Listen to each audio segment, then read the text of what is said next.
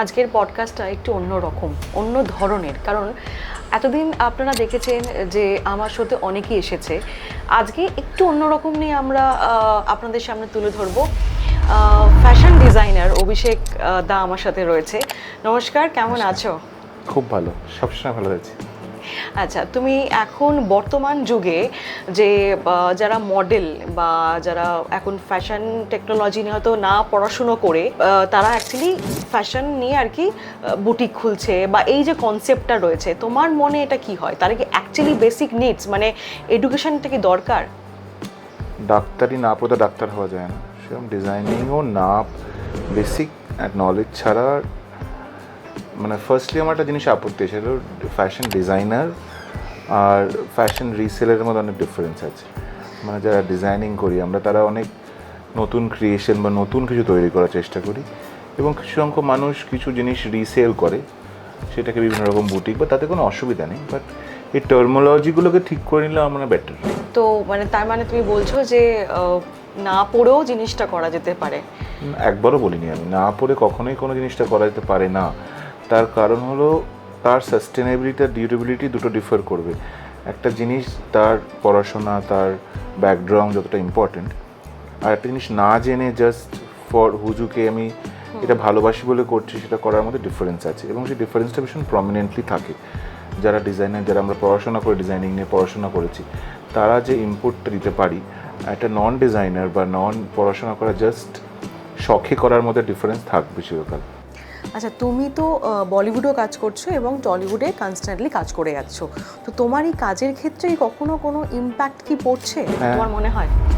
আমি নিজে, because competitor বলতে দেখো, ফার্স্টলি আমাদের টলিউডের ইন্ডাস্ট্রি খুবই ছোট, তাদের 10টা মাত্র লোক, মানে কথার কথা 10টা বলছি, তাদের মধ্যে কম্পিটিশনের কোনো জায়গা নেই। সবাই সবার মতন করে কাজ করে, এবং নিজের সঙ্গে নিজে কম্পিট করা সবথেকে বেশি ইম্পর্টেন্ট। কারণ সবথেকে বেশি চ্যালেঞ্জ অ্যাজ এ ডিজাইনার বা যে ক্রিয়েটিভ পার্সন হলো সবসময় নতুন কিছু দেওয়া, মানে নিজে আগে যেটা করছে তার থেকে বেটার কিছু করা।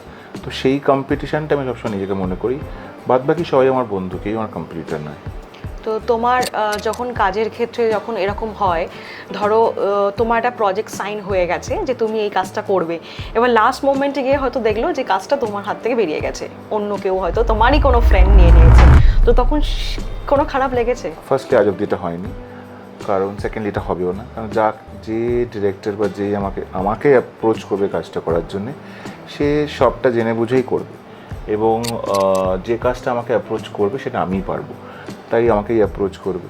এবং এরকম কিছু হয়নি, এবং এরকম উল্টো বরং হয়েছে, আমি লাস্ট মোমেন্টে পারিনি করতে, তখন আমার বন্ধু কাউকে বলেছি যে একটু প্লিজ করে দে, আমি পারছি না, আমার অন্য কিছু একটা কাজ এসে গেছে, এরকম বহুত হয়েছে। আর আমাদের এখানে তো ফার্স্টলি সো কল্ড ডিজাইনার্স বলতে খুব কম, স্টাইলিস্ট অনেক আছে, ডিজাইনার সবাই ডিজাইনার হয়ে যেতে পারে, কিন্তু কাজ জানা ডিজাইনার কম। তাই এই আমার কাজটা আমার থেকে এখন অবধি টাচুড এখন অবধি যায়নি কোনো দিনও, হোপফুলি যাবেও না। এখন তো ছেড়ে আরোই যাবে না, কারণ এখন খুবই সিলেক্টিভ কাজ করি, মানে 10টা কাজ হলে একটা কাজ করি, এবং সেটা যে ডিরেক্টর বা যারা আমাকে অ্যাপ্রোচ করছে তারা জেনে বুঝেই করছে যে এটা এই কাজটা অভিষেকের মতন ওটাও করতে পারবে, এটা অন্য লোকের মতন সে করতে পারবে।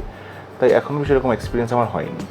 যারা তোমার স্টাইলিশ অ্যাকচুয়ালি, তারা কি অ্যাকচুয়ালি ডিজাইনার হতে পারে? না, স্টাইলিস্ট আর ডিজাইনার তো ডিফারেন্ট জিনিস। কিন্তু তারা তো কাজ করছে, কাজ তো করবে। কস্টিউম ডিজাইনিং আর কস্টিউম স্টাইলিং তো একদমই, মানে ফ্যাশন ডিজাইনিং, কস্টিউম স্টাইলিং কিন্তু ডিফারেন্ট সেক্টরস।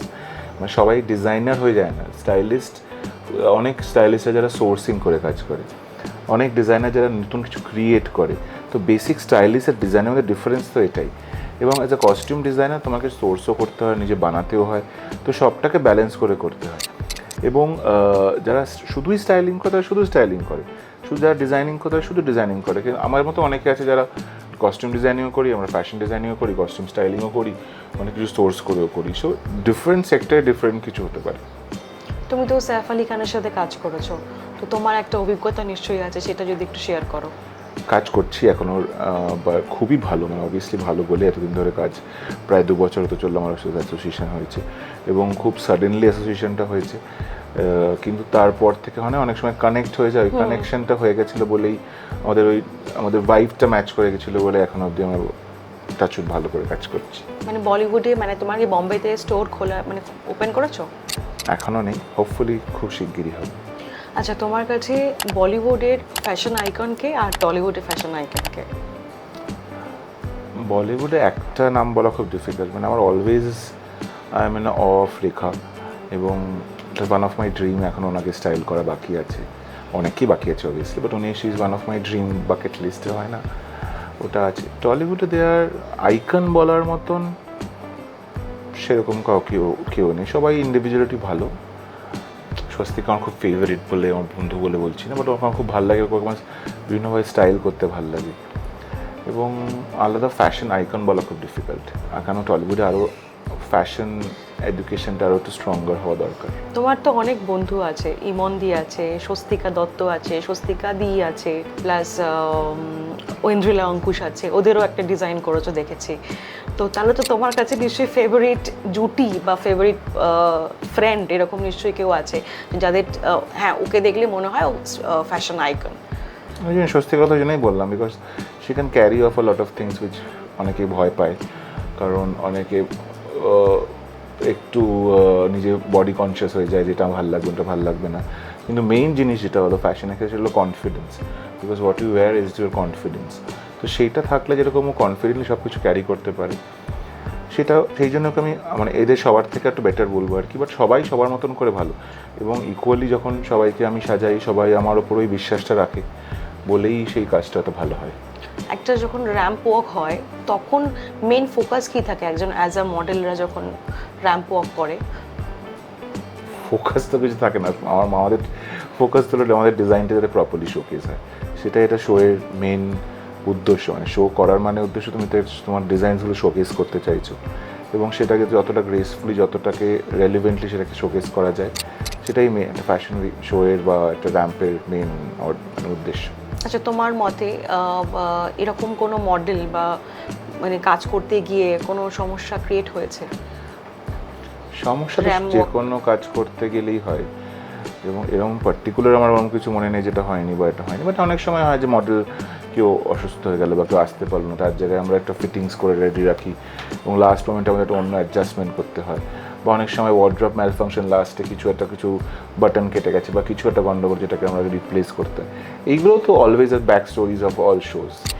ঠিক আছে, তো আজকে সময় শেষ এমনিতে, তুমি যদি কিছু আমাদের অডিয়েন্সকে বলো, talkback with vernacular associate by Bangla hunt. Firstly thank you আমাকে এই শোতে ইনভাইট করার জন্য, এবং এখন আমরা চারিদিকে অনেক রকম পডকাস্ট শুনি, বাট আমার যেটা মনে হয় পডকাস্টে সবথেকে বেশি ইম্পর্ট্যান্ট হলো ভেরিয়েশন অফ পডকাস্ট, মানে কোন কোন মানুষ এই পডকাস্টে আসছে, এবং হোপফুলি তোমরাও সেরকম বিভিন্ন, শুধু আমাদের ইন্ডাস্ট্রি জগতের নয়, এরকম অনেক অজানা কথা সবাই জানতে চায়, এবং পডকাস্ট তো বেসিক্যালি মনের কথা বলার জায়গা এবং ডিরেক্ট স্পষ্ট কথা বলার জায়গা, সেরকম স্পষ্টবাদী অনেক অন্য গল্প মানুষকে তোমরা উপহার দেবে। অল দ্য বেস্ট, এবং আপনাদের সবাইকে থ্যাংক ইউ পডকাস্টে দেখার জন্যে, এবং হোপফুলি যারা আপকামিং ডিজাইনার্স হতে চাইছে বা এই ইন্ডাস্ট্রিতে অ্যাসোসিয়েট হতে চাইছে, যা একটাই সাজেশন সবার জন্যে, যে যেটাই করবে তার একটা বেসিক ব্যাকড্রপ এবং একটু পড়াশোনা করা সেটা নিয়ে খুব ইম্পর্টেন্ট, তাহলে অনেক দিন টিকতে পারবে, নাহলে আসবে থাকবে কিন্তু উড়ে যেতে হবে। Thank you.